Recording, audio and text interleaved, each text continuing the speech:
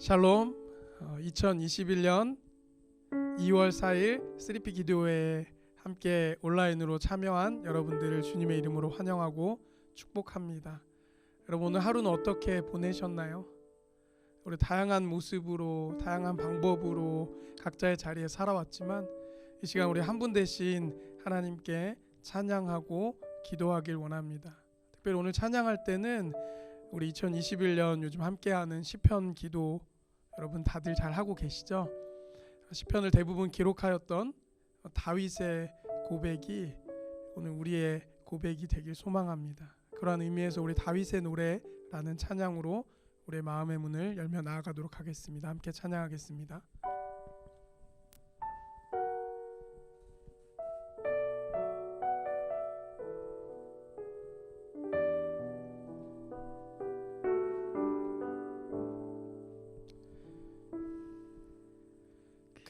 그는 나의 주 아버지, 내 영혼을 불밭에 누이시고 새와 나무의 노래로 내 맘을 위로하여 주시네. 양들이 주인 찾듯이 오직 한 분 목자인 내 주님을 내가 찾고 또 따르니 주 곁에 나를 메어 주소서. 주는 내 피난처, 내 요새 되시니 내 피할 곳은 주뿐이네. 나 돌아갈래 보면 주의 집에서 내 주님 맞아 주시리.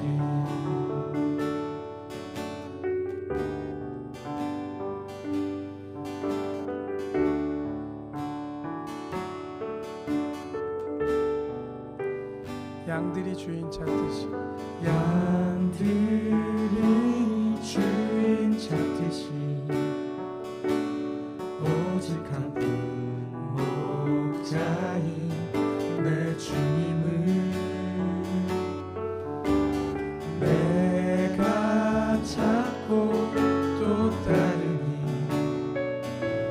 주 곁에 나를 메어 주소서. 주는 내 피난처, 내 요새 되시니 내 피할 곳은 주뿐이네.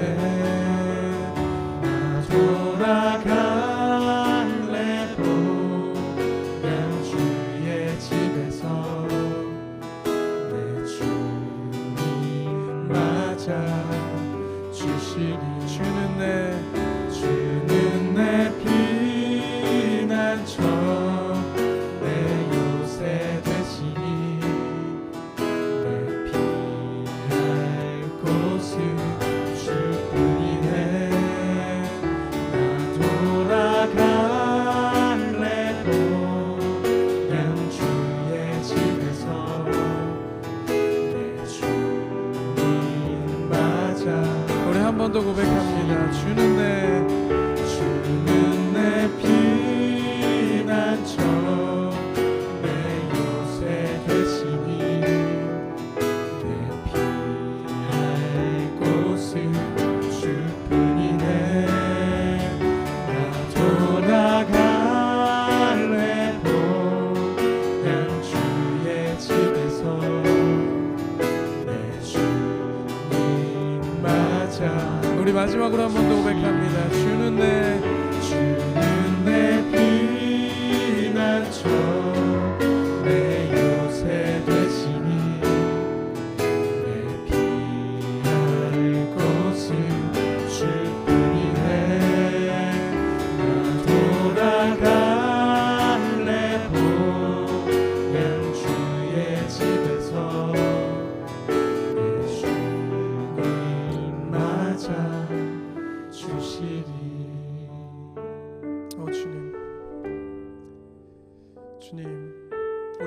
바라봐야 할 곳은 우리가 바라봐야 할 곳은 오직 주님 한 분임을 시간 담대히 선포합니다. 주님, 우리에게 용기와 희망과 늘 주님을 생각하는 마음을 성령께서 함께하여 주시옵소서. 감사드리며 예수 그리스도의 이름으로 기도드립니다. 아멘.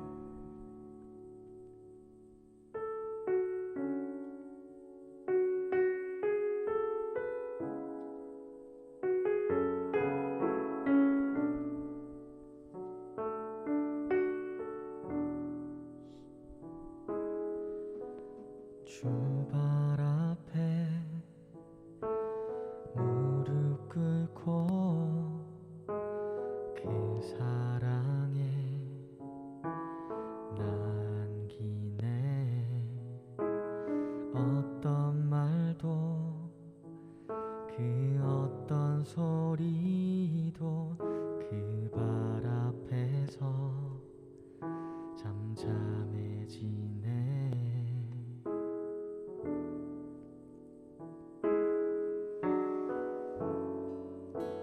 주 나의 사랑 그 발 앞에 앉아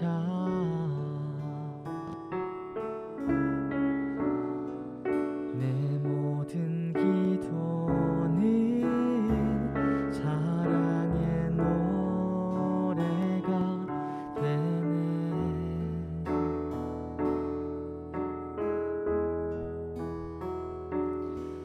주의 옷자락 만지며 주의 두 발을 씻기며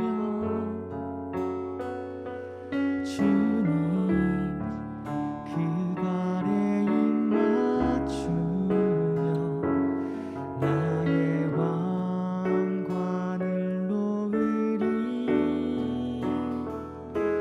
주의 옷자락 만지며 주의 두 발을 씻기며 주님 그 발에 입 맞추며 나의 왕관을 놓으리.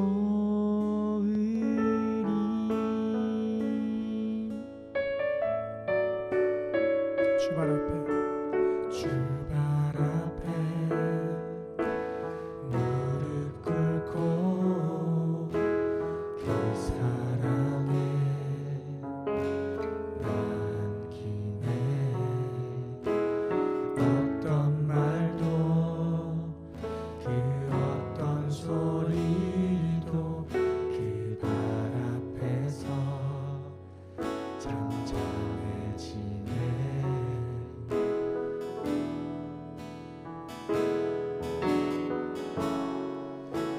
주 나의 사랑 그 발 앞에 앉아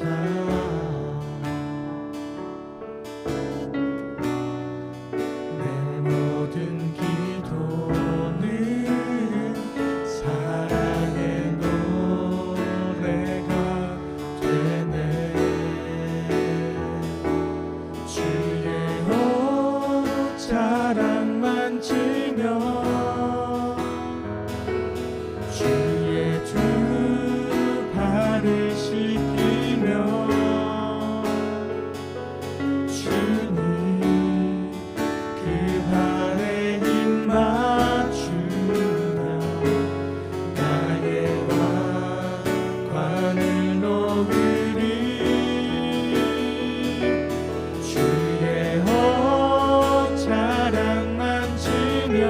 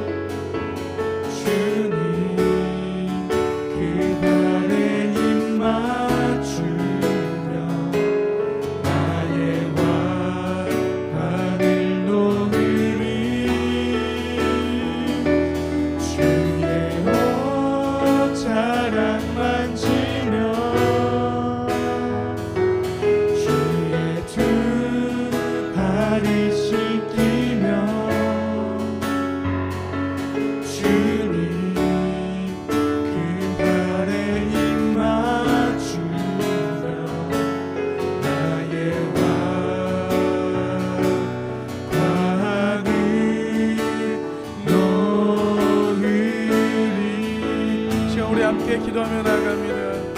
오 성령 하나님, 주님 앞에 자신의 가장 귀한 향유를 부었던 여인을 기억합니다. 하나님, 그 여인은 누가 향유를 부으라 말하지 않았습니다. 하지만 그는 예수님을 사랑하는 그 마음과 예수님의 그 감사하는 그 마음에 순복하여 하나님께, 예수님께 자신의 가장 귀한 것을 내어드리며 자신의 가장 귀한 것을 부어드렸습니다. 하나님, 오늘 이 시간 우리 가운데도 그러한 믿음을 허락하여 주시옵소서.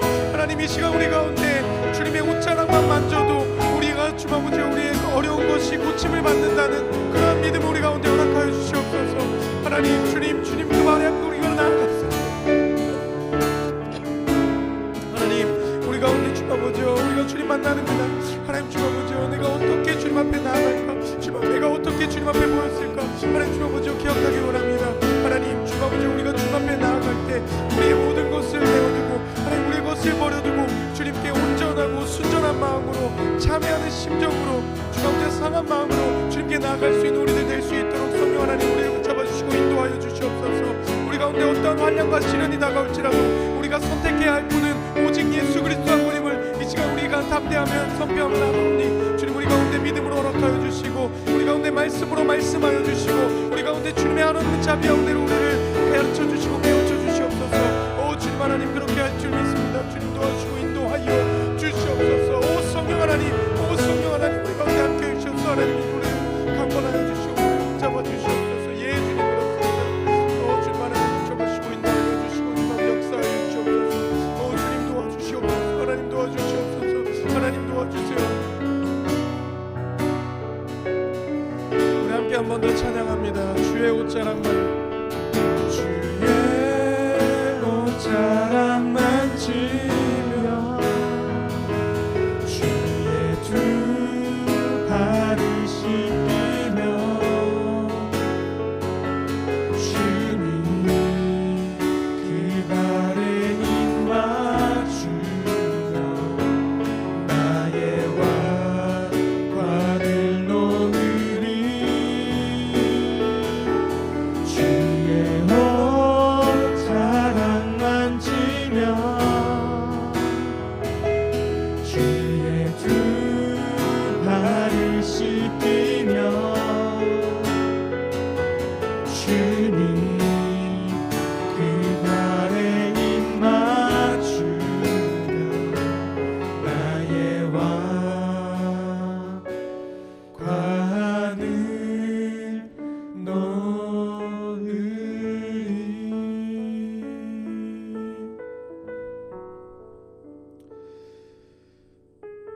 사랑하는 하나님,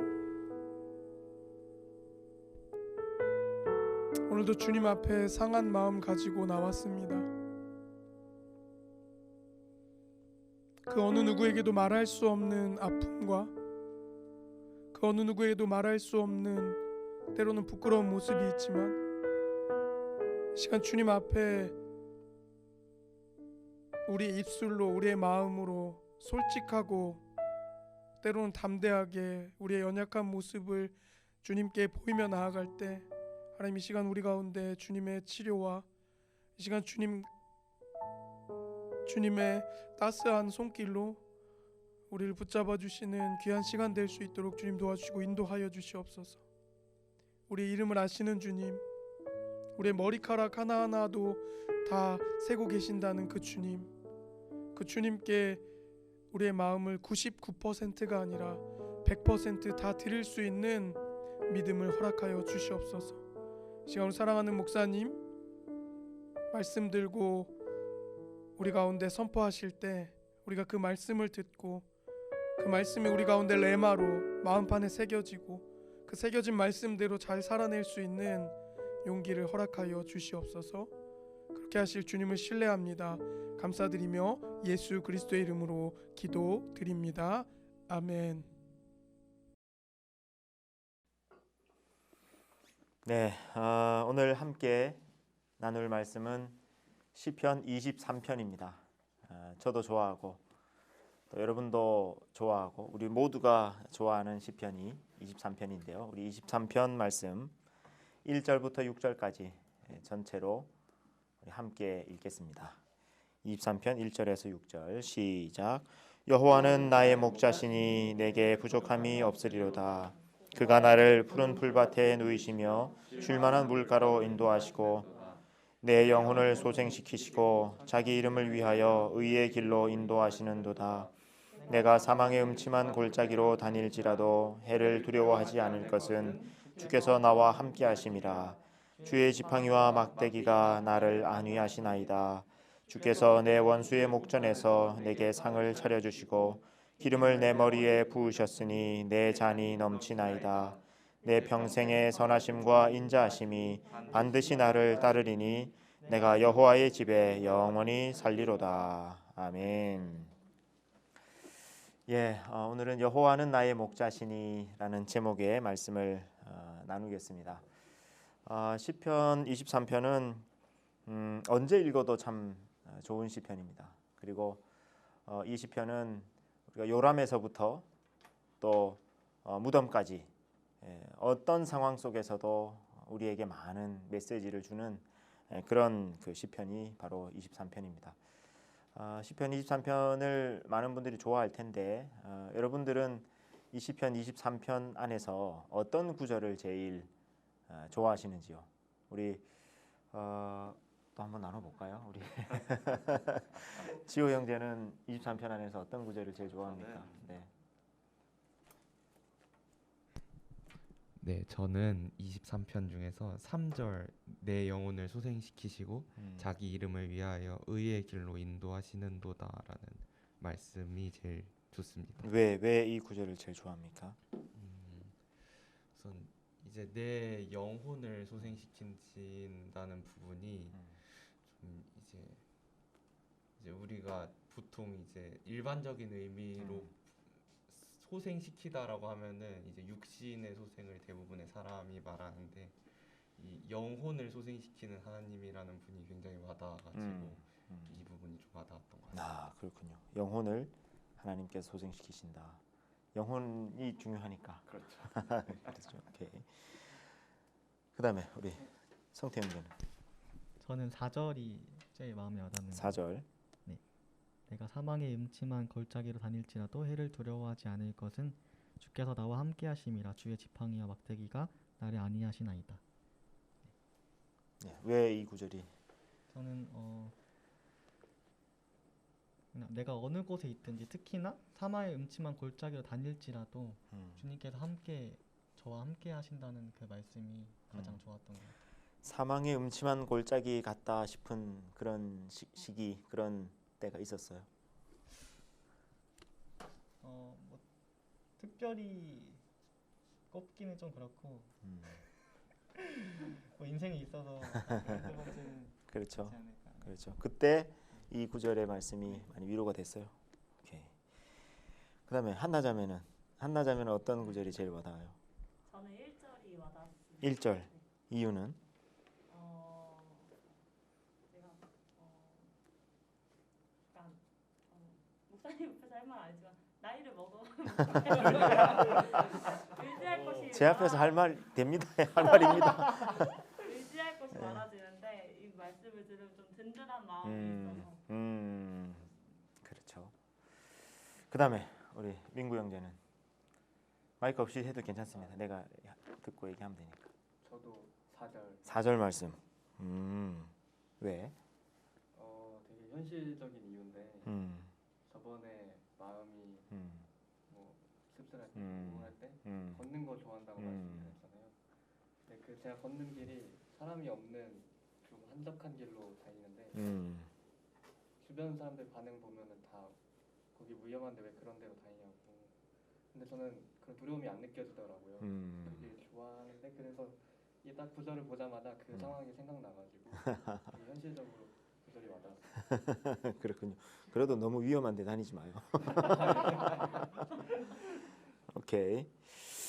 자, 우리 이제 시편 23편 말씀 뭐 너무 유명하고 많이 설교도 들었을 테고 여러분들이 개인적으로 많이 묵상도 했을 텐데 오늘 한 절 한 절 그 의미를 함께 좀 찾아가 보겠습니다.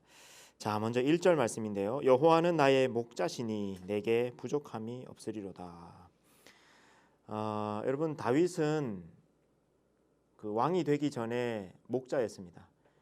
아버지의 양을 치는 그 목자였고, 그래서 양에게 있어서 목자가 어떤 존재인지, 또 목자는 양에게 어떤 존재인지를 누구보다 잘 아는 사람이었어요. 그랬기 때문에 그런 다윗이 하나님을 만나고 하나님을 알고 보니까 하나님이 꼭 목자이신 것 같은 겁니다. 그리고 나는 그 하나님께서 돌보시는 양과 같은 존재구나라는 것을 이 다윗은 누구보다도 잘 알았던 거죠. 그래서 이렇게 고백합니다. 여호와는 나의 목자이십니다. 근데 여러분 양을 실제로 한번 보셨는지 모르겠습니다만 우리나라는 양을 보기가 쉽지 않죠. 뭐 양떼 목장이나 동물원 가야 이제 볼 수 있는데 양은 세상 참 그 나약한 동물입니다. 그 약하다는 것이 뭐냐면은 스스로를 방어하고 지켜낼 수 있는 아무 무기가 없어요. 양은. 보통 동물은 그래도 여러분 고양이는 뭐 발톱이 있고, 또 고양이는 얼마나 또 민첩합니까? 빠릅니까? 또 우리 또 개도 그 물어뜯는 이빨이 있고 뭐 그렇습니다. 그래서 대부분 동물들은 뭐 이빨이 있다든지 발톱이 있다든지 엄청나게 강한 다리가 있다든지 혹은 뭐 뭡니까? 발톱 얘기했나요, 제가? 그다음에 꼬리가 있다든지 뿔이 있다든지 뭐 그런 그 공격 무기들이 있는데 양은 그 아무것도 없어요. 양은 발톱도 없고 이빨이 있어봤자 그냥 풀 뜯어 먹는 것밖에 안 되고, 뿔이 있어봤자 그러면 양뿔 봤죠. 양뿔은 또 이렇게 구부러져 있어요. 그래서 누굴 들이받고 이렇게 할 수 있는 공격 무기가 또 안 됩니다. 다리는 또 얼마나 약한지 양이 그렇게 이렇게 막 뛰어갈 수도 없어요. 몸도 좀 무거운 편이고. 그러니까 양은 자기를 지켜줄 수 있는 아무 그 공격 무기가 없는 방어 무기가 없는 그런 동물이 바로 양입니다. 그래서 양은 목자가 필요한 존재이고, 근데 이걸 다른 말로 하면은 양은 목자만 있으면 되는 존재입니다. 그래서 이 다윗이 하나님이 나의 목자이시다라고 했을 때 나는 하나님만 있으면 됩니다. 하나님으로 충분합니다. 라는 그런 고백인데요. 거기 보니까 뒤에 내게 부족함이 없으리로다라고 고백합니다. 정말 그렇습니다. 나는 하나님이 내 목자이시라면 나는 하나님으로 충분합니다. 하나님만 있으면 괜찮습니다. 라는 그런 고백인데, 근데 우리가 이 나는 부족함이 없으리로다라는 이 고백을 하기가 참 쉽지가 않아요. 살아가면서. 조 형제는 부족한 것이 있습니까? 네, 있습니다. 있죠. 뭔지는 안 물어볼게요. 감사합니다. 예. 우리가 살아가면서 난 부족한 것이 없어요라고 얘기할 수 있는 사람은 거의 없습니다. 세상에. 그리고 특히 요즘 이 세상은 갈수록 우리에게 부족한 것이 뭔지를 자꾸 발견하게 하고, 부족하지 않은 것도 또 부족하게 그 생각하도록 하는 그런 그 세상이 있습니다. 그러니까 뭐냐면은 여러분 지금 우리가 살아가는 이 세상의 경제 시스템이라고 하는 것은요, 끊임없이 사람들에게 결핍을 요구하고 결핍을 부각시키고 결핍을 심어줍니다. 그래서 당신 이거 부족하지, 이거 부족하지, 이거 부족하지. 그래서 이거 사면 돼, 이거 사면 돼, 이거 먹으면 돼 라고 끊임없이 우리를 소비하도록 하는, 소비를 하려고 하려면 사람이 결핍을 느껴야 되잖아요. 부족함을 느껴야 되잖아요. 그러니까 이 세상은 끊임없이 우리를 결핍한 존재로 그렇게 만들어가는 세상입니다. 그러다 보니까 우리는 더더욱 나는 부족함이 없습니다 라고 고백하기가 참 쉽지가 않은 거죠. 근데 오늘 이 시편 23편 말씀을 우리가 쭉 묵상하다 보면 그 우리가 지금 하나님 저 이것도 부족하고 이것도 있으면 좋겠고 저것도 있으면 좋겠고 하는 그런 모든 욕망이 다 충족되어서 나오는 부족함이 없습니다라는 그런 고백이 아니에요. 여기 보면은 마실 물, 그다음에 그 먹는 것, 그다음에 집, 하나님이 함께 하시는 것, 이런 최소한의 필요들이 채워졌는데 다윗은 부족함이 없습니다라고 고백하는 겁니다. 그런 의미에서 우리는 너무 많은 이 세상의 영향을 받으면서 끊임없이 소비해야만 채워질 것 같은 그런 갈증이 우리 안에 있는 것은 아닌가 돌아보게 되죠. 그래서 여러분 우리가 아침에 눈 떠서부터 밤에 잠들기까지 계속 보고 듣는 것은 사라라고 하는 이야기예요. 사라. 이거 사야 행복할 거다. 이거 사야 건강할 거다. 이거 먹어야 건강할 거다. 행복할 거다. 그런 이야기들로 우리는 가득 차 있는 하루를 살아가고 있는데 그런 세상 속에 여러분 오늘 이 23편 1절 말씀 여호와는 나의 목자시니 내게 부족함이 없으리로다. 언제 내가 만족하고 충만해지고 정말 주님 전 부족함이 없습니다 라고 고백할 수 있었는지 한번 좀 살펴보면서 여러분 지금 내 상황 속에서 그러나 여러분 이런저런 우리의 삶 속에 여러 가지 결핍이 있죠. 다윗은 그런 게 없었을까요? 다윗이 느끼기에 모든 것이 다 평안하고 완벽하고 완벽했기 때문에 이 다윗이 이 고백한 것이 아니거든요. 그렇다고 봤을 때 여러분 지금 나는 주님 제가 부족함이 없습니다 라고 고백할 수 있는지 혹은 여러분 언제 그 고백을 마지막으로 했는지 최근에 한번 또 살펴보고 성찰해 볼 수 있었으면 좋겠습니다. 자, 2절 말씀입니다. 그가 나를 푸른 풀밭에 누이시며 쉴 만한 물가로 인도하시는도다. 푸른 풀밭에 누이시며 여러분 이스라엘에는요. 이 시편 23편이 기록된 장소가 이스라엘이지 않습니까? 근데 다윗이 양떼를 이끌고 그 풀을 먹이러 다니던 그 이스라엘 땅은 1년 내내 건조한 곳입니다. 언제 비가 오느냐면은 11월부터 한 2월까지. 그러니까 11월 한 말부터 우기가 그때가 우기거든요. 그러니까 겨울이 우기입니다, 이스라엘은.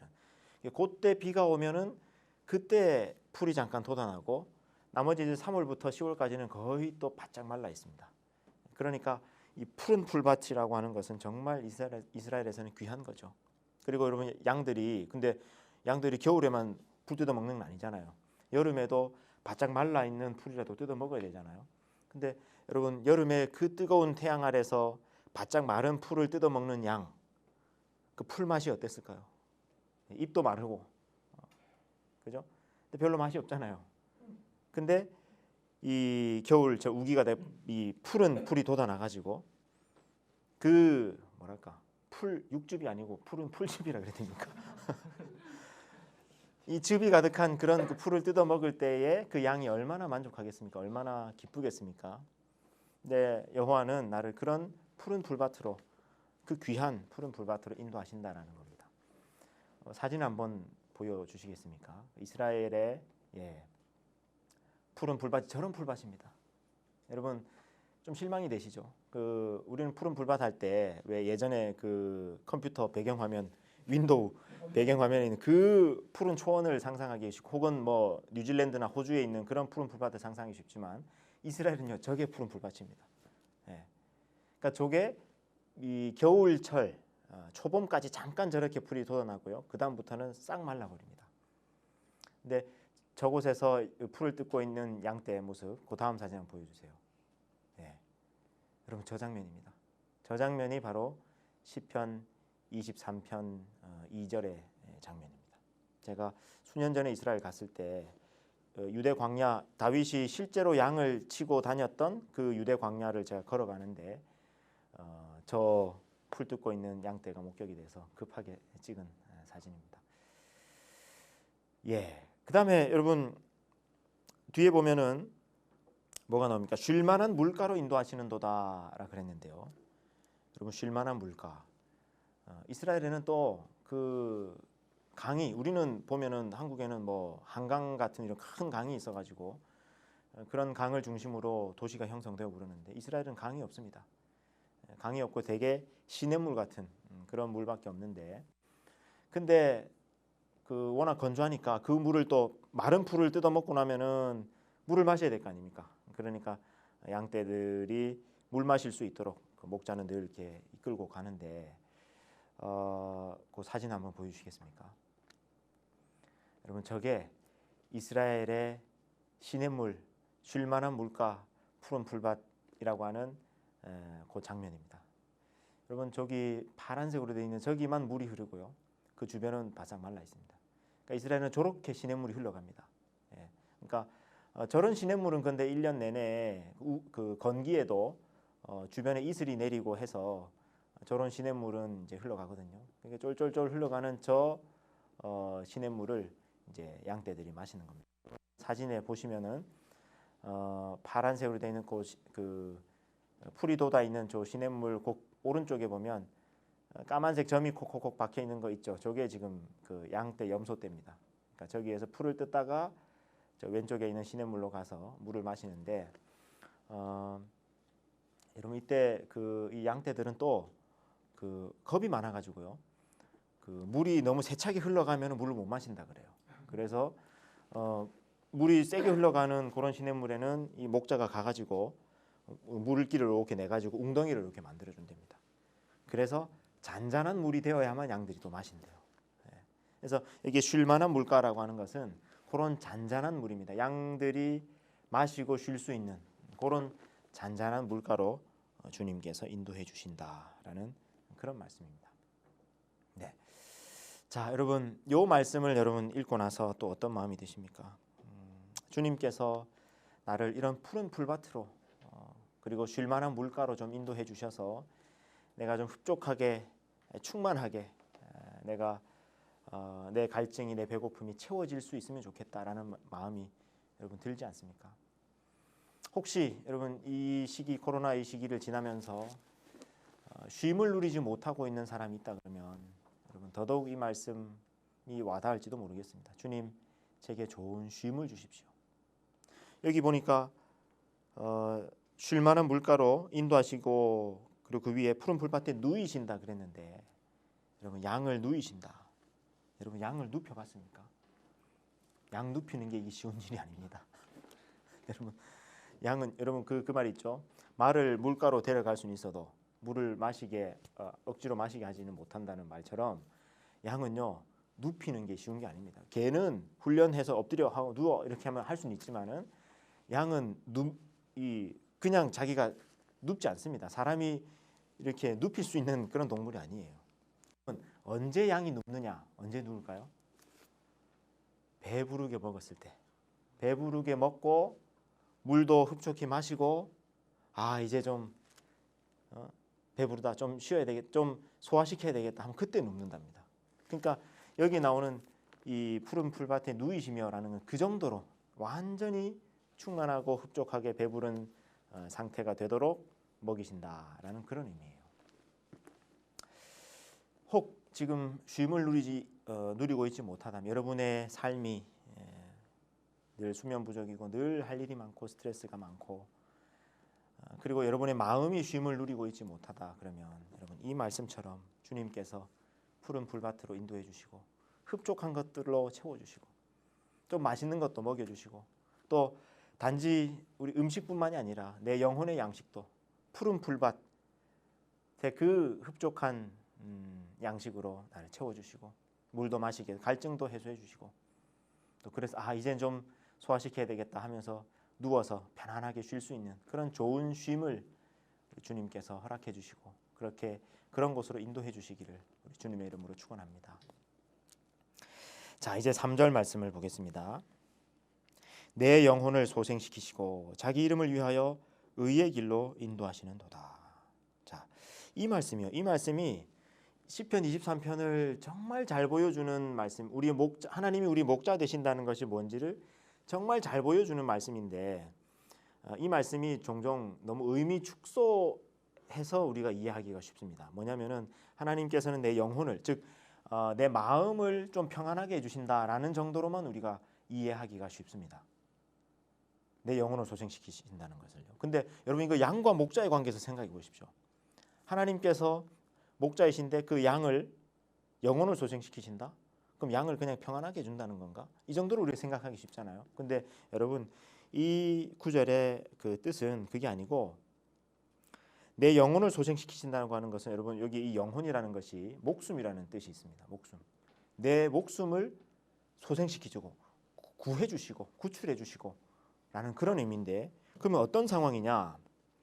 의의 길로 인도하시는도다. 요 말씀을 보고 우리가 알 수 있는데 여러분 뭐냐면 길 잃어버린 양이 여러분 양이 무리로 있다가 여러분 양은 또 시력도 별로 안 좋고 다리도 약하고 하다 보니까 어떻게 자기 정신없이 풀 뜯고 하다 보면은 무리해서 이탈해 가지고 길을 잃는 경우들이 자주 있다 그럽니다. 그럼 여러분 양이 길을 잃으면 어떻게 하냐면은 어디 그 덤불 같은데 숨어가 혹은 바위 틈에 숨어가지고 몸을 완전히 파르르 떨면서 그 매 하면서 그냥 엄청나게 두려움 가운데 그냥 떨고 있답니다. 길을 잃으면요. 근데 이때 목자가 여러분 목자는 양떼들을 늘 살필 거 아닙니까? 누가 있는지 누가 없는지 누가 없어졌다 길을 잃은 양이 딱 그 이제 감지가 되면은 이 목자는 반드시 양을 찾으러 갑니다. 그래서 길 잃어버린 양을 이제 찾으러 가면은요 양이 너무 그 두려움 가운데 떨고 있다가 목자가 오면은 제대로 걸어가지도 못한대요. 그 양무리 가운데로. 그래서 그 양을 목자가 이렇게 어깨에다가 메고 그리고 이제 돌아온답니다. 돌아와 가지고 다시 그 양들이 가야 할 집으로 가야 할 그 길로 이제 다시 제자리로 돌려놓는 거예요. 그러니까 여기 내 영혼을 소생시키시고라는 이 말은 제자리로 돌려놓는 것을 의미합니다. 길 잃어버린 양을 데려다가 제자리로 돌려놓는 거. 그래서 여러분 의의 길로 인도하시는 분, 의의 길이라고 하는 것이 바른 길이잖아요. 옳은 길이잖아요. 그래서 잘못된 길로 길 잃어버리고 잘못된 길에 막 헤매고 있는 그 양을 목자 되신 하나님께서 데려다가 바른 길로 데려다 놓으신다라는 그런 의미예요.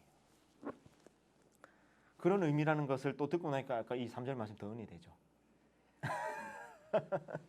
예. 강요된 대답 같은데 그렇지 않습니까? 예.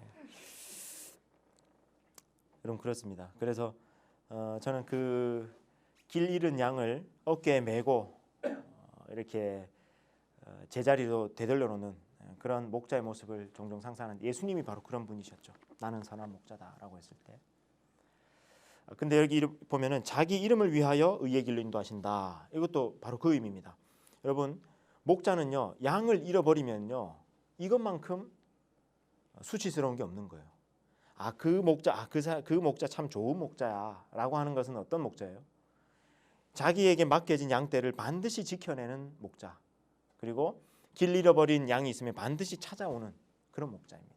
여러분 근데 양이 길을 잃어버리면 반드시 그 양을 노리고 있는 뭐 늑대라든지 사자라든지 곰이라든지 있을 거 아닙니까? 그런 야생 짐승들이 양을 집어삼키려고 할 텐데 그러니까 목자는 양떼를 늘 살피고 누가 없어졌다 그러면은 빨리 찾아가야 돼요. 그래서 빨리 찾아가가지고 그 양을 이제 메고 돌아오는 그런 목자.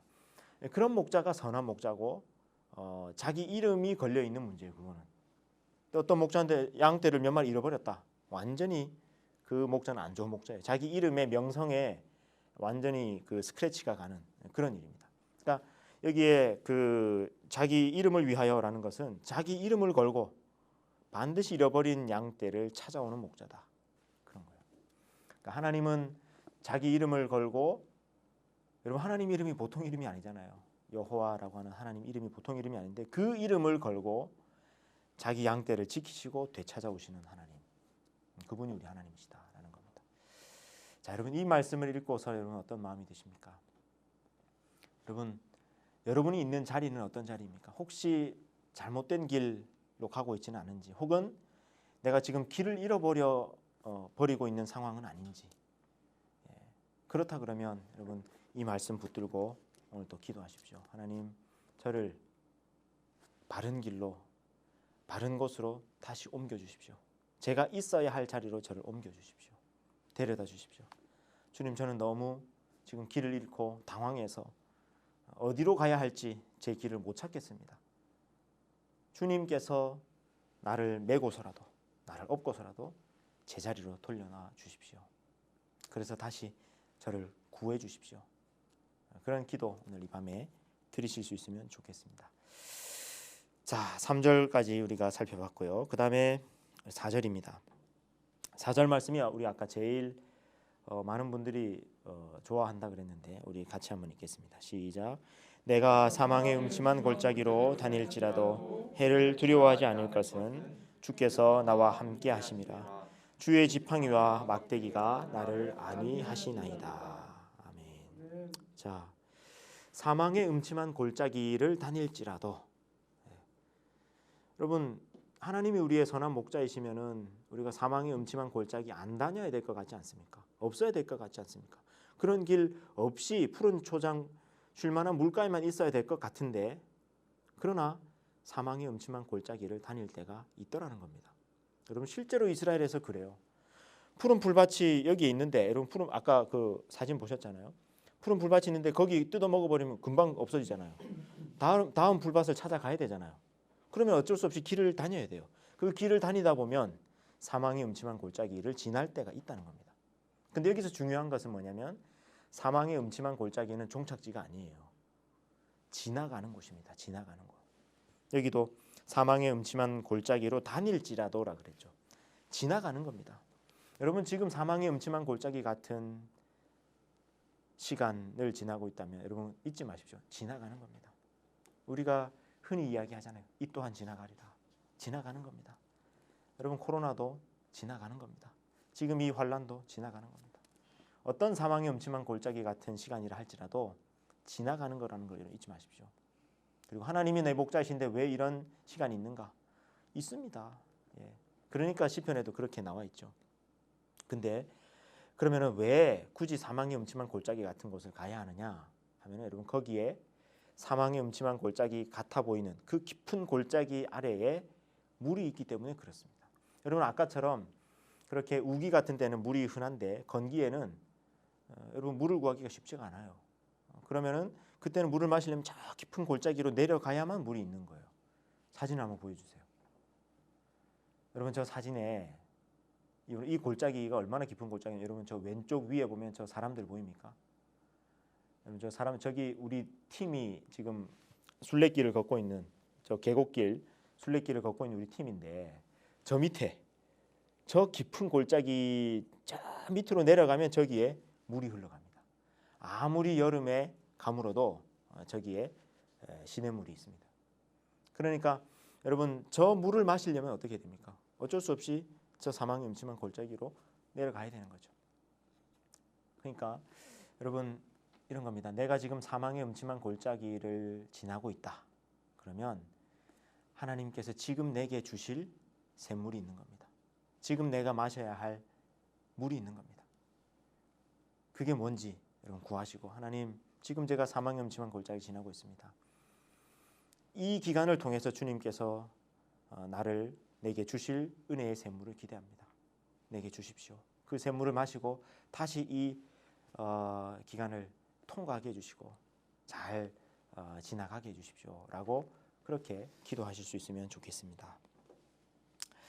자, 사망의 음침한 골짜기를 다닐지라도. 근데 그 사망의 음침한 골짜기를 다닐 때 어쩔 수 없이 여러분 두렵습니다. 왜냐하면 저 깊은 골짜기를 제가 내려가 봤거든요. 제가 저희 팀은 저 위에 있는 길로 올라가고 저는 이 사망의 음침한 골짜기 한번 내려가 보고 싶다. 그래서 한번 내려가 봤어요. 근데 실제로 가보면은 햇볕이 안 들고 이렇게 음산한 그런 느낌이 있어요. 그리고 여러분 이런 골짜기 아래는 물 마시러 오는 그런 양떼를 노리고 있는 그런 여우라든지 늑대라든지 이런 들짐승들이 또 노리고 있고요. 그러니까 반드시 요 사망의 음침한 골짜기로 내려가면 양들은 두려워합니다. 그러니까 물을 마실 때도 늘 이렇게 경계를 하고 이제 그렇게 하죠. 두려움에 떨고 있습니다. 그렇기 때문에 반드시 이때는 목자가 함께 있는 겁니다. 목자가 있는데 어떤 경우에는 이 목자가 피리를 불어주면서 양떼를 안심시키기도 하고요. 또 그다음에 여기 보니까 그 목자가 어떻게 합니까? 주의 지팡이와 막대기로 날 안위하신다 그랬는데 여러분이 목자가 들고 있는 막대기는 뭐고 지팡이는 뭘까요? 이 막대기는 공격 무기입니다. 혹시나 늑대가 달라든다든지 곰이 나타난다든지 하면은 그 막대기를 가지고 양떼를 지켜내는 그 들짐승들 쫓아내고 후려치면서 쫓아내는 그런 막대기예요. 그래서 여러분 그 다윗이 왜 골리앗 앞에 나갈 때 그 얘기하죠. 내가 아버지의 양떼를 지킬 때 혹 곰이나 사자가 와서 어린 양을 물어가면은 다윗이 어떻게 한다고요? 쫓아가 가지고 그 곰이나 사자 입에 물려 있는 양을 빼내오는데 그때 수염을 잡고 내가 그 사자를 쳐서 빼내온다 그러잖아요. 그때 그 치는 것이 뭐냐면 목자가 들고 있는 막대기예요. 그러니까 양은요 목자가 들고 있는 막대기를 보면 안심하는 거예요. 언제든지 저 막대기로 우리를 지켜줄 것이다. 그 다음에 지팡이는 뭘까요? 지팡이는 좀 긴 겁니다. 막대기는 좀 짧고 이렇게 후려쳐야 되는 것이고, 지팡이는 뭐 목자가 이렇게 짚고 가는 것이기도 하고, 끝에 있는 이렇게 고리 같은 모양으로 이렇게 돼 있어 가지고, 여러분 어떤 경우에 양들이 저 그 바위 틈에 이렇게 박혀 있는 경우, 혹은 굴에 들어가 가지고 못 나오고 있는 경우 있을 수 있습니다. 그러면은 그 경우에 그 지팡이 끝을 가지고 이렇게 양을 빼내고 구출해내는, 그럴 때 쓰는 것이 지팡이입니다. 그러니까 그걸 보면서도 양들은 어떻게 안심하는 거예요. 아, 내가 어느 구덩이에 빠져도 주님께서 저 지팡이로 나를 구해 주시겠구나. 하나님의 구원의 상징이에요. 막대기, 저 지팡이는. 그리고 또 언제 하느냐면은 이 양떼들이 풀 다 먹고 나서 이제 집에 돌아오잖아요. 그러면은 양들이 제대로 들어왔는지, 여러분 수십 마리 막 수백 마리 이렇게 되면은 일일이 세야 될 거 아닙니까? 몇 마리인지. 그때 이제 들어갈 때 이 막대기나 지팡이 같은 거 이렇게 그 밑으로 이렇게 통과시키면서 몇 마리, 한 마리, 두 마리, 세 마리 하면서 점호하는 거예요. 제대로 왔는지. 그때 또 이게 쓰입니다. 그러니까 이 막대기와 지팡이는 철두철미하게 하나님께서 양떼들을 지키시는 그 상징적인 물건이 지팡이와 막대기예요. 그걸 가지고 하나님께서 어떻게 하신다고요? 주께서 나와 함께 하심이라. 여러분 거기에 줄을 그어 놓으십시오. 주께서 나와 함께 하심이라. 주님께서 나와 함께 하신다. 지팡이와 막대기를 든 채. 그러니까 내가 사망의 음침한 골짜기를 다닐 때 우리는 종종 그거를 잊어버려요. 나 혼자 있는 것 같거든요. 나 혼자서 어떤 위험에 내가 처할지 모른다는 그 두려움이 엄습해 오거든요. 근데 잊지 마십시오. 바로 그 사망의 음침한 골짜기를 지날 때 주님께서 함께 하십니다. 주님께서 함께 그 자리를 지키시면서 우리를 인도해 가고 계십니다. 여러분 이 주께서 나와 함께 하신다라는 사실을 여러분 우리는 늘 잊어서는 안 됩니다. 지금도 여러분이 지금 어느 자리에 있든지, 여러분 집에 있든지 혹은 지금 퇴근길이든지 주님께서 여러분과 함께 하신다는 사실을 잊지 마십시오. 그래서 여러분 우리 하나님을 향한 별명이 있습니다. 그 별명이 뭡니까? 임마누엘이라는 말 들어보셨습니까? 임마누엘의 뜻이 뭡니까? 하나님이 우리와 함께 계신다. 이게 하나님의 별명이에요. 예수님의 별명이에요. 임마누엘. 그리고 여러분 이거는요, 이 하나님의 임재가 늘 우리와 함께 있다라고 하는 이것은 정말 하나님의 거룩한 어떤 특별한 하나님의 속성 내지는 성품입니다. 여러분 사실 이 하나님 이외에 이스라엘 주변에 있는 많은 그 가짜 종교들, 이방신 그런 데서는요 다 어떻게 되냐면은 신전이 있어요. 그 신전에 그 신이 있는 거예요. 그래서 사람들이 그 신전에 가야만 그 신을 만날 수 있는 거예요. 근데 하나님은 처음부터 그거 아니었어요. 하나님은 신전에 갇혀 계신 분이 아니다. 뭐라고요? 너희와 함께 계신 분이다. 너희가 어디에 있든지 너희와 함께 있는 분이다. 여러분 이게 하나님의 매우 거룩한 특성입니다. 저는 이게 하나님의 위대함, 성경의 위대함, 우리 기독교의 위대함입니다. 하나님은 어디에나 계신다. 특히 여러분 지금 이 코로나 시간을 지나고 있으니까 우리가 이 점이 더 절절하게 아마 와닿을지 모르겠습니다. 하나님이 신전에만 계시다 그러면 어떻게 되겠습니까? 우리가 이 대면 예배 드리지 못하는 일상에서의 삶, 그 대부분의 지금 우리의 일상의 삶, 비대면 상황 속에서 그럼 우리는 하나님 못 만나는 거 아닙니까? 근데 하나님 그런 분이 아니라는 거예요. 신전에 가야만 계신 분이 아니라, 성전에 가야만, 예배당에 가야만 만날 수 있는 하나님이 아니라 지금 내 곁에 함께 계시는 하나님이시다라는 거예요. 여러분 시편 139편 말씀 한번 띄워주시겠습니다. 예, 시편 139편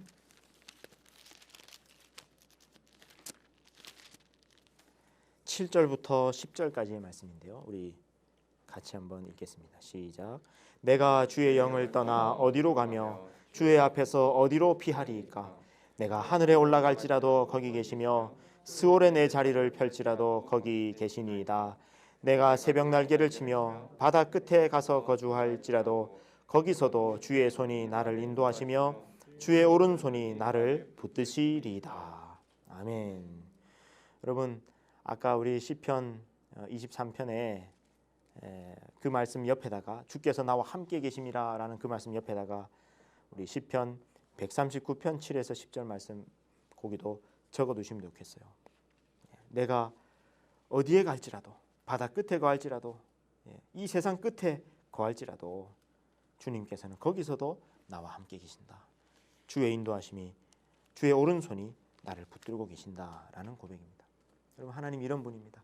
여러분이 어디에 거하든지 간에 때로 내가 잘못된 길을 들어서 길을 헤매고 있을 때라도 잘못된 길을 가고 있을 때라도 주님께서는 거기에 함께 계셔서 나를 바른 길로 인도해 가시는 분이십니다. 여러분 주께서 나와 함께 하심이라 요 한 문장만이라도 여러분 오늘 이 저녁에 분명하게 여러분 마음 가운데 새겨 놓으실 수 있기 바랍니다. 하나님께서 나와 함께 하십니다. 하나님께서 여러분과 함께 하십니다. 어디에 있든지 간에 5절 말씀입니다. 자, 23편 5절 주께서 내 원수의 목전에서 내게 상을 차려주시고 기름을 내 머리에 부으셨으니 내 잔이 넘치나이다. 자, 양과 목자의 장면에서 갑자기 상을 차려주시는 집에서 상을 차려주시는 장면으로 장면이 바뀌었어요. 예. 근데 사실은 뭐 전혀 그 연관되지 않은 건 아니고요. 아까 여러분 그 2절 말씀에 푸른 풀밭으로 인도하시고 쉴 만한 물가로 인도하셔서 우리를 풍족하게 먹여주시는 하나님. 아까 2절에서도 고백했잖아요. 근데 5절에서는 장면을 좀 바꾸어서 마치 극진한 손님을 대접하는 한 주인의 모습이 나오는데 여러분 하나님께서 우리에게 상을 차려주신답니다. 여러분 상 차려주는 것은 손님 대접하는 거예요. 떡 벌어진 상을 차려주셔가지고 극진하게 손님을 대접하고 연회를 여시는 그런 주인의 모습인데 근데 여기에서 이 표현이 참 재미있습니다. 내게 상을 차려주신다라는 표현이 재미있습니다. 상 차려주시는 하나님. 여러분 상 차리는 일은 고대 세계에서 목자들이 하는 일이 아닙니다. 남자들이 하는 일이 아니에요. 남자들은 대부분 사냥을 해오곤 하면 이게 식재료를 구해다가 왜냐하면 밖에서 이게 뭐 가부장적이어서 그런 것이 아니라 남자들이 대부분은 이 음식 재료를 구해 와야 되기 때문에 사냥을 해오거나 뭐 농사를 지어오거나 이렇게 해야 되기 때문에 요리는 누가 하느냐면 이 상을 차리고 요리하는 것은 여성들이 합니다. 그래서 여러분 성경에도 보면은 그 주인이 직접 상을 차리지 않아요. 여러분 그 돌아온 탕자 이야기에서도 아버지가 직접 상 차리지 않잖아요. 그리고 아브라함이 천사들 대접하거나 아브라함이 직접 상을 차리거나 하지 않습니다. 종들이 하거나 혹은 그 집의 여성들이 하거나 이렇게 하거든요. 근데 여러분 여기에 하나님께서 상을 차려주신다라는 것은 우리를 위해서 그만큼 섬겨주시고 또 마치 그 어머니처럼 여기에서 상 차려주신 하나님이 하나님의 여성성이 담겨 있고 드러나는 구절이에요. 여러분 하나님은 남성입니까? 물론 우리가 아버지라고 이렇게 이름하긴 하지만은 하나님에게는 여성성도 있습니다. 어머니와 같이 우리를 한없이 돌봐주시고 품어주시는 그런 하나님의 성품이 있습니다. 주로 그 어머니의 성품은 주로 성령 하나님에게서 많이 나타나는데 이 상을 차려주신다는 하나님에게서 마치 어머니처럼 우리를 품어주시고 따뜻하게 식탁을 차려주시는 하나님의 모습이 보입니다. 그 하나님께서 오늘 이 밤에 어머니의 품처럼 여러분을 안아주시고 또 상 차려주시고 그렇게 품어주시는 은혜가 있으시길 바랍니다. 근데 여러분 누구 앞에서 상 차려주신다 그럽니까? 원수의 목전에서. 원수는 끊임없이 나를 비난하고 비방하고 그죠? 어떻게든 그 공격하려고 하는 사람들이 원수들 아닙니까? 그 원수들이 보란 듯이 하나님께서는 내게 그 떡 벌어진 상을 차려주시고 그리고 기름을 부어주신답니다. 기름 붓는다는 것은 엄청나게 이제 극진하게 손님 대접할 때 하는 행동입니다. 그렇게 하면서 원수들의 부러움을 살 만큼 하나님께서 내게 호의를 베풀어 주시더라. 뜻밖의 은혜, 예기치 못한 은혜입니다. 여러분 이 시기에 하나님께서 이런 뜻밖의 은혜들 많이 베풀어 주셨으면 좋겠습니다. 내가 생각지도 못한 은혜들 주님께서 베풀어 주시고 상 차려 주시고 기름 부어 주시는 은혜가 있으시기를 우리 주님의 이름으로 축원합니다. 마지막입니다. 내 평생의 6절 내 평생의 선하심과 인자하심이 반드시 나를 따르리니 선하심과 인자하심이 반드시 나를 따른다. 근데 여러분 여기에 따른다라는 이 표현 있죠? 이 따른다는 표현이 그냥 뭐 이렇게 뒤따라간다 이런 정도의 의미가 아닙니다. 원어에 살펴보면은 여러분 그 왜 그 사자가 혹은 뭐 치타, 표범이 그 사냥감을 향해서 추격하는 그 모습 있죠. 동물의 왕국에 나오는 먼지를 일으키면서 맹렬하게 추격해가는 그 모습 있죠. 그때 쓰이는 단어예요. 그러니까 추격한다 그런 뜻이 맹렬하게. 그 정도로 하나님의 이 선하심과 인자하심 나를 따라잡는다. 근데 선하심과 인자하심, 여러분 이 선하심이라는 것이 뭐냐면 좋은 토브라는 건 좋다. 그러니까 모든 좋은 것을 지칭할 때 선하심이라고 얘기하거든요. 그 하나님의 선하심이 나를 따라잡는다. 여러분 우리가 악한 세상을 살아갑니다. 그리고 내 안에도 이런저런 악이 꿈틀꿈틀할 때가 있습니다. 그리고 그런 어떤 악 속에 내가 처해 있을 때도 있습니다. 그런데 이때 여러분 잊지 말아야 될 것은 하나님의 선하심이, 여러분 우리가 종종 부르던 찬양 있지 않습니까? 선한 능력이, 하나님의 선한 능력이 나를 감싼다 라는 그 고백처럼 하나님의 선하심이 나를 추격하고 나를 감싸고 있기 때문에 내가 악한 세상 속에서도 혹은 나의 악이 불쑥불쑥 내 안에서 생겨날 때에도 그 하나님의 선하심이 나를 지켜주신다는 겁니다. 그 다음에 두 번째 뭡니까? 하나님의 인자하심. 여러분 인자하심이 뭡니까? 이 인자하심은 헤세드인데 헤세드. 이 헤세드는 뭐냐면은 언약 관계 안에서의 신실한 사랑, 즉 변함없는 사랑을 말합니다. 한결같은 사랑을 말합니다. 그래서 이 인자하심을 세번역에서는 한결같은 사랑으로 많이 번역해요. 하나님의 사랑은 변덕 부리는 사랑이 아닙니다.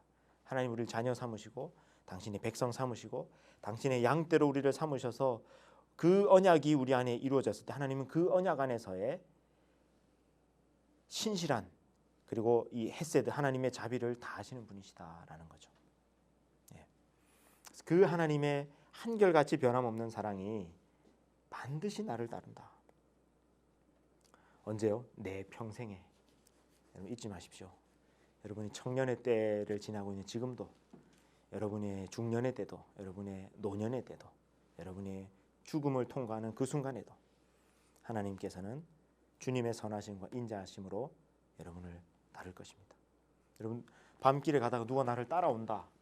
밤길에 누가 나를 따라오면 좀 그렇죠. 근데 여러분 밤길에 나를 따라오는 것이 아니라 만약에 마라톤 선수가 마라톤 막 열심히 달려가고 있는데 자기 바로 뒤에 앰뷸런스가 따라오는 거예요. 그러면 그 앰뷸런스 보면서 어떤 마음이 들어요? 안심이 되는 거죠. 내가 쓰러져도 괜찮겠구나. 그러면서 그 길 달려갈 수 있는 거 아닙니까? 여러분 뒤에 하나님의 선하심과 인자하심이 따라오고 있다는 것을 여러분 잊지 마십시오. 그리고 여러분 앞에 선한 목자 되신 주님께서 앞장서 가고 계시다는 것을 잊지 마십시오. 막대기와 지팡이를 들고요. 그 다음에 마지막이 뭡니까? 내가 여호와의 집에 영원히 살리로다. 이 결론이죠. 결국에 내가 하나님의 집에 영원히 살리로다. 내가 쉴 수 있고 밤을 피할 수 있는 그 집에 내가 들어가서 내가 안심하고 잠을 자듯이 하나님께서는 나를 하나님의 집으로 인도해 드리신다. 여러분 이것이 시편 23편이 보여주는 우리 하나님입니다. 여러분 오늘 기도할 때 이 시편 23편을 붙들고 기도하시고 또 앞으로 여러분이 살아갈 때 순간순간 다를 겁니다. 시편 23편이 내게 와 닿는 하나님이 어떤 하나님이신지가 순간순간 다를 겁니다. 그때마다 우리의 선한 목자 되신 하나님 만나시고 그 하나님 함께 계심을 느끼고 경험하면서 우리에게 주어진 이 인생의 길을, 순례의 길을 능히 완주해내셔서 하나님의 집에 영원히 거하시는 저와 여러분 우리 모두가 되시기를 우리 주님의 이름으로 축원합니다. 하나님은 우리의 이름을 아시는 분, 우리를 지으신 분, 우리의 목자 되십니다. 목자는 양을 압니다. 그리고 양도 목자를 압니다. 그 하나님께서 오늘도 우리와 함께 계십니다. 이 시간 나를 지으신 주님, 내 이름 아시는 주님 고백하며 우리 하나님께 찬양하며 나아가겠습니다.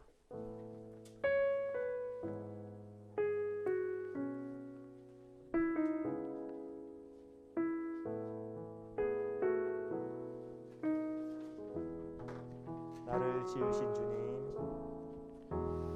나를 지으신 주님, 내 안에 계셔. 처음부터 내 삶은 처음부터 내 삶은 그의 손에 있었죠. 내 이름 아시죠? 내 이름 아시죠.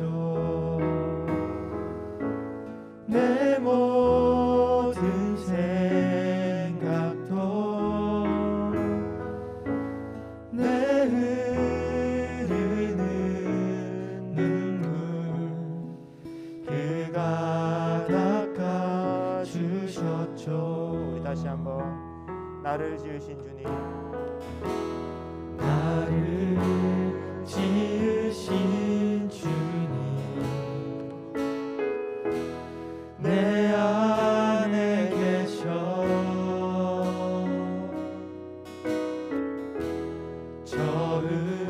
처음부터 내 삶은 그의 손에 있었죠.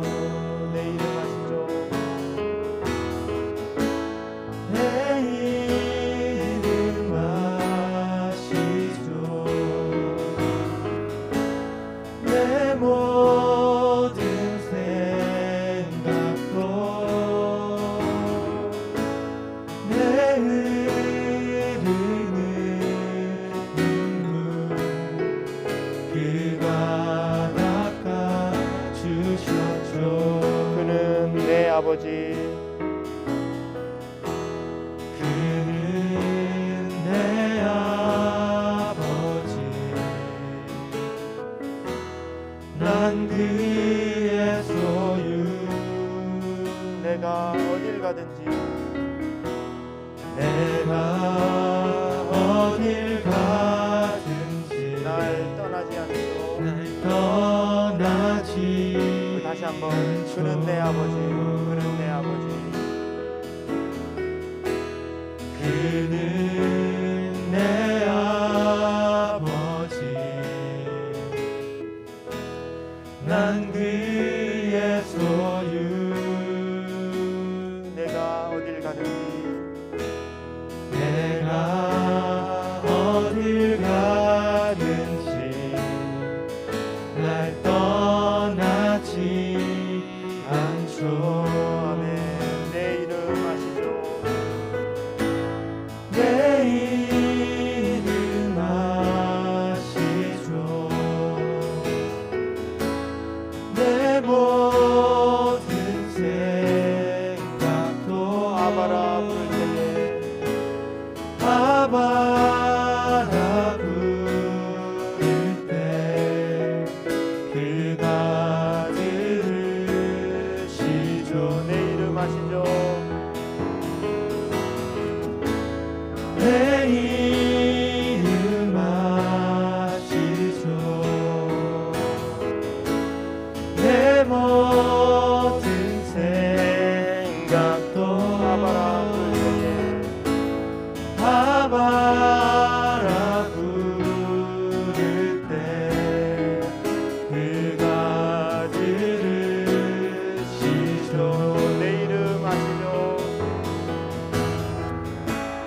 내 이름 아시죠.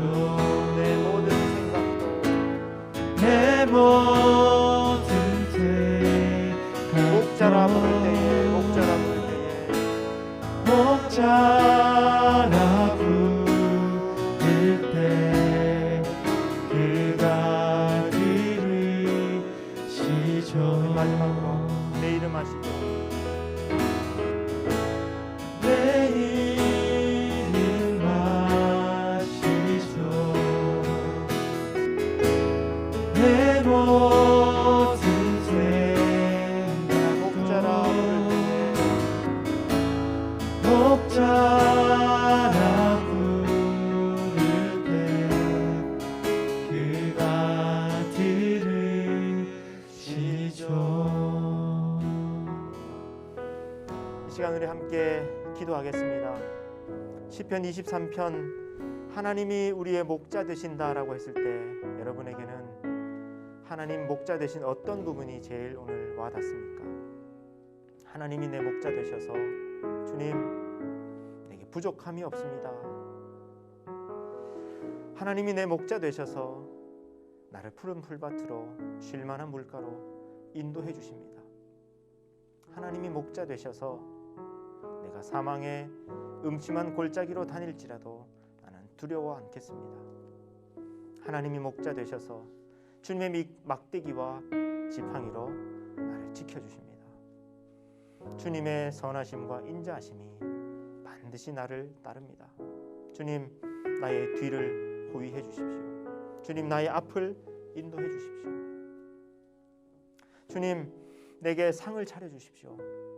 내게 뜻밖의 은혜를, 예기치 못한 은혜를 베풀어 주십시오. 여러분 어떤 말씀이, 어떤 목자의 모습이 오늘 여러분에게 제일 와닿습니까? 시편 23편 안에 있는 그 말씀을 붙들고 이 시간 함께 기도하겠습니다.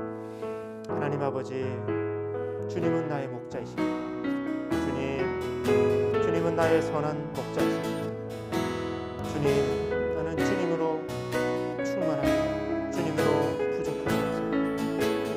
하나님 아버지, 끊임없이 우리의 결핍을 부추기는 세상 속에 하나님이 목자 되시며 부족함 없는 자족함을 배우게 하여 주시고, 주님 끊임없이 결핍에 시달리고 조급해하는 자이 아니라 하나님의 채우심과 하나님의 공급하심을 경험하며 바라보며 하나님 만족하며 주님 살아갈 수 있는 우리의 삶이 되게 하여 주시옵소서.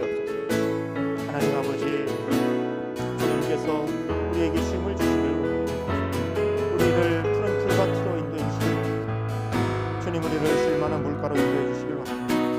주님, 그래서 우리가 누워 쉴 수 있을 만큼 우리에게 좋은 것으로 하나님 충만한 것으로 채워주시고 쉼을 주시고 주님 평안으로 인도하여 주시옵소서.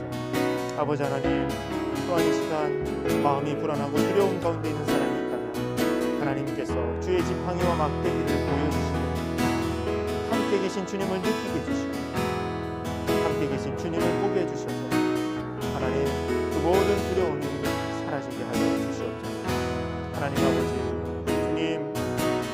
주님께서 뜻밖의 은혜를 베풀어 주셔야 할 하나님 아버지 원수들의 휩싸여 있고 하나님 고난 속에 휩싸여 있고 아버지 하나님 구덩이에 빠져 있어서 두려움 가운데 하나님 낙심 가운데 떨고 있는 사람이 있다면 주님 구출해 주시고 주님 베풀어 주시는 상으로 인도해 주시고 머리에 기름을 부어 주시고 그래야 해서 하나님 그 상에서 다시 웃고 기뻐하며 주님 주신 음식을 먹으며 배부르게 하여 주옵소서. 주님의 선하심과 인자하심이 나를 뒤따를 것을 믿습니다. 하나님 아버지, 하나님 내 뒤에 하나님의 선하심과 인자하심이 있음을 잊지 말게 하여 주옵소서. 악한 세상을 살아가고 내 안에도 이런저런 악이 토산할 때 주님의 선하심으로 나를 인도하시고 지켜주시고 아버지 하나님, 주님 변함없는 사랑으로 나를 인도하여 주셔서 하나님 내가 어떤 상황 속에 처하든지 주님을 바라보며 하나님 아버지 주님의 인자하심을 믿으며 나아갈 수 있도록 주님 도와주시옵소서. 주님, 아멘.